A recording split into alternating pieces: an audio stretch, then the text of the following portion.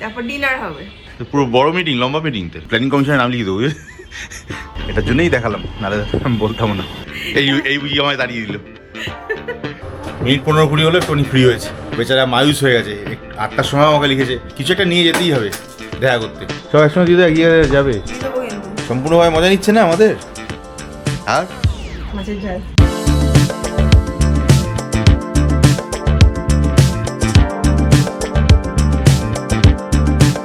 এই good morning and welcome back to our channel. সকাল বেজে গেছে 10টা। আজকে 15th of March, শুক্রবার। শিডিউল খুব টাইট। কালকে যে কম্পিউটার রিপেয়ার করে কিংবা কম্পিউটার হার্ডওয়্যার কাজগুলো করে যে ছেলেটি অলি, ও এসে মেশিনপত্র চেক করে গেছিলো। তো আজকে ও কনফিগারেশনটা দিয়ে দেওয়ার কথা ছিল। তো 3টে মেশিনেরই আপগ্রেডেশন করবার জন্য যা যা কনফিগারেশন লাগবে তার একটা মোটামুটি লিস্ট দিয়েছে। সেগুলো ফাইনালি আবার একবার জানাবে একটু পরে। তো 12টার মধ্যেও জানিয়ে দিলে আমি আজকে প্রোগ্রাম করব। এটাকে নিয়ে সিধা চলে যাব আজকে কম্পিউটার হার্ডওয়্যার সেন্টারগুলোতে, যেখানে আমি বরাবর কিনে আসি। তো ওখান থেকে আগে জিনিসপত্রগুলো প্রপারলি কিনে নিলে কালকে বা পরশু যখন যেরকম সময় হচ্ছে আর কি, সেই বুঝে ও কম্পিউটারগুলোকে অন্তত রেডি করে দিক। লেটস সি কি হয়। ছোলা বাদাম সকাল থেকে চেবানো হয়ে গেছে, হর্স পাওয়ার নাও হয়ে গেছে আর কি। এবার দেখি বৌদি খেতে পেতে দেবে কিছু, যা আপনার ইচ্ছা। না ওটা তোমার ইচ্ছা, আমার না। চলে এসছে দই আর চিরা, খেয়ে নি। বলছি কি, একটু তাড়াতাড়ি বেরোতাম তো। সজনে কর দিয়ে এলো। ডাটা কে দিয়েছে? প্রসাদ দিয়ে গেছে। প্রসাদ হঠাৎ? প্রত্যেক বছরই দিয়ে যায়। ও গাছ থেকে বাড়ি গেছিল নাকি? না না, এইখানে গাছ থেকে পারে। গেছোকে দিয়ে গেছে? না না, ওই প্রত্যেক বছরই দিয়ে যায়। আজকে ফোন করেছিল যে নেবেন, আচ্ছা হ্যাঁ দিয়ে যাও, বেশি দেবে না। ঠিক আছে, ভালো কথা, গিফট পেয়েছো। বলি কি, তাড়াতাড়ি বেরোবো, জিমে যাচ্ছি না, 1:45 বাজে। লালটু আসবে না, আমি ভুলেই গেছিলাম। সেটা খেতে যেতে পারবে না, বুঝলে না? বেরিয়ে যাই তাড়াতাড়ি। কি খবর? ওর কালকে খবরই খবর। কালকে খবরই খবর? কেন, কি আছে? একটা রেজাল্ট কালকে। ভয়নি মনেই হচ্ছে না কিছু। আমরা ভাই ইচকে উড়ে মরছি। তারপরে সকালবেলা থেকে ক্যারাটে ক্লাসে আছে, ওই ক্যাম্প আছে। ক্যাম্পে পর একটা ছোট স্ন্যাক্স ব্রেক হবে। হ্যাঁ। তারপরে গ্রেডুয়েশন এক্সাম হবে। হ্যাঁ। তারপরে ওনারা কত বড় বড় আবার মানে কি, ওনাদেরকে নিয়ে আবার মিটিং হবে। এই না, ওখানে শুধু ব্ল্যাক দেখা যায়। তুই তো ব্ল্যাক বেল্ট নোস।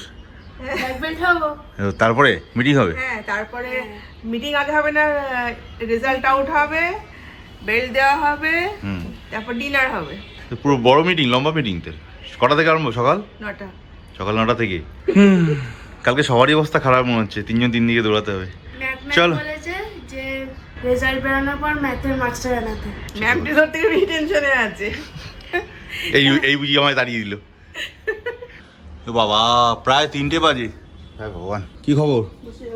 কিছুতেই টাইম আর সত্যি ম্যানেজ করে উঠতে পারছি না। কিন্তু ফোনের পর ফোন, প্ল্যানিং কমিশনে চলে যাচ্ছে। আমি প্ল্যানিং কমিশনে নাম লিখে দেবো। পঞ্চবার্ষিকী পরিকল্পনা। হ্যাঁ, নানু ভাত খেয়ে না একবারে। ওই তুই ভাত কি খাবি আবার পাগলি? ভাত খাবে না। কি আছে আইটেম? পালং শাক ভাজা, আর মাছের ঝাল। কি মাছে? আর মাছের ঝাল। ও আর ওই জন্য আগে থেকে হাসছি। আচ্ছা পাগলা। খেয়ে দিয়ে উঠে হাত ধুতে এসেছিলাম, তো হঠাৎ করে দেখি তার আগে থেকেই একটা কাক এখানে এসে খুব ডাকাডাকি করছে গাছে। এখানে ওই দেখো, জল খেতে চলে এসছে। কাকা আই এত ডাকাডাকি করছে, আমি বুঝতে পারিনি কী হয়েছে। তো হঠাৎ করে খেয়াল হলো, আরে গরমকাল পড়ে গেছে, তো ওই তো জল দিতাম। এখানে জলের বাটি করে একটা জল দিয়ে রাখলাম। বাবা কি শান্তি, 2 না 3টে কাক এসে টুকটুক করে ফরফর করে জল খেলো। এটা দেখানোর উদ্দেশ্য কিছু ছিল না, দেখাতামও না, বাট এটা আমি বরাবরই করি। ছাদেও একটা বড় রেকআপ দেওয়া আছে। ঘটনা হচ্ছে, আপনারাও যাদের বাড়ির পাশে এরকম জায়গা আছে, হ্যাঁ, বারান্দায় কোণে বাইরের দিকে ঠান্ডা জল এরকম রেখে দেওয়ার ব্যবস্থা করুন। এটা তো অবলা জীব, বলতে পারে না, জল চাইতেও পারে না, নিজে থেকে এসে জলটা খেয়ে যাবে। আর 1 দিন 2 দিন অন্তর জলটা পাল্টে দেবেন। এটার জন্যই দেখালাম, নাহলে বলতাম না। এই চললাম, নানু টাটা। উফ সিরিয়াসলি প্রচুর দেরি হয়ে গেলে। 3:20, কিছুতেই টাইম আর ম্যানেজ করে উঠতে পারছি না। এদিকে লালটু আসেনি, অফিসের চাপও রয়েছে প্রচুর। জয় খেতে যেতে পারেনি, সুমনও খেতে যেতে পারেনি। ফোন করলাম, কারণ তোরা একটু দাঁড়িয়ে, এতক্ষণ দাঁড়িয়েছিস, মিনিট 15-20 মধ্যে আমি ঢুকি, তারপর বেরোচ্ছি। দেখ এইমাত্র ঢুকলাম, কী অবস্থা।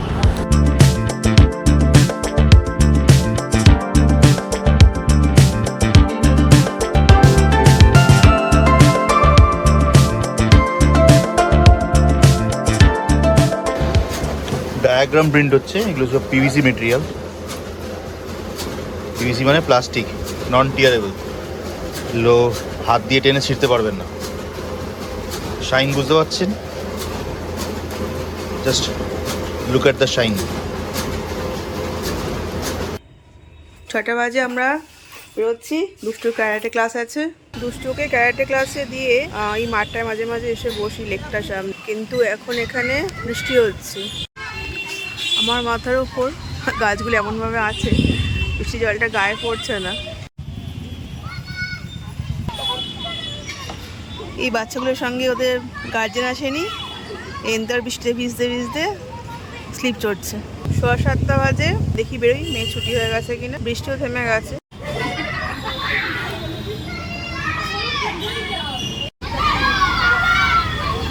সব কটাকে বৃষ্টির মধ্যে প্র্যাকটিস করাচ্ছে, ঠান্ডা না লাগে আবার। প্র্যাকটিস হলো?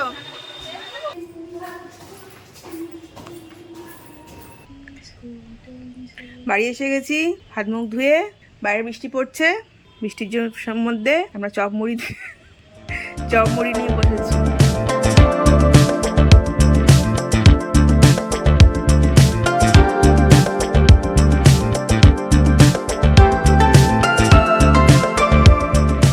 ভাই যুদ্ধ চলে যাচ্ছিল, কেউ দাঁড়াবার সময় আর পাইনি। একটু হলো এই মিনিট 15-20 হলো একটুখানি ফ্রি হয়েছে। তারও কারণ হচ্ছে অন্য, ভালো জোরে বৃষ্টি হচ্ছে। বৃষ্টিটা হওয়াতে একটুখানি স্বস্তি এলো। চলো, বৃষ্টি পড়ছে, ছুটি করে সব বেরিয়ে যাচ্ছে। 8:10 বাজে।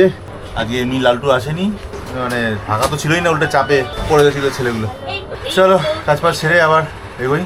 9:15 হয়ে গেছে, বেরোলাম। কালকে অনেকগুলো প্রোগ্রাম অনেক রকমভাবে সেট করা আছে, কিছু ক্যান্সেল হচ্ছে, কিছু ক্যান্সেল করতে হবে, কিছু হবে, যাই না সিচুয়েশন অনুযায়ী কীভাবে হ্যান্ডেল করবো নিজেই বুঝতে পারছি না। 2জন মিস্ত্রিকে ডাকা হয়েছিল, একজন তো আসবে বলেছে, বাকি আর একজন দেখবো করছে। এটাই সমস্যা, মানে কোনো টাইমলাইন ধরে যদি চলা হয় এবং সেখানে যদি অনেকগুলো লোকের ইনভলভমেন্ট থাকে, একজন বা দুজন যদি বেগরবাই করে দেয় না, টাইম মিস করে দেয়, পুরো কেচে গন্ডুস হবে। সেটাই ভয় পাচ্ছি। বুঝতে পারছেন না কী বলছি? আমিও বুঝতে পারছি না। চলো আপাতত বেরোই, পরে দেখছি কীভাবে কি ম্যানেজ করা যায়। পুরো 10টা বাজে, 11টা বাজে, প্রায় 15 মিনিট হয়ে গেল। হঠাৎ করে লোডশেডিং হয়ে গেছে পুরো এলাকায়। আমাদের এই পার ওই পার পুরো বিশাল একটা এরিয়া জুড়ে।